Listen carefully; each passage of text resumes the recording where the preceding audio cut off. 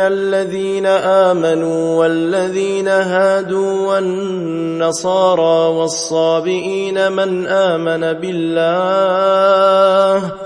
آمن بالله واليوم الآخر وعمل صالحا فلهم أجرهم عند ربهم ولا خوف عليهم ولا هم يحزنون.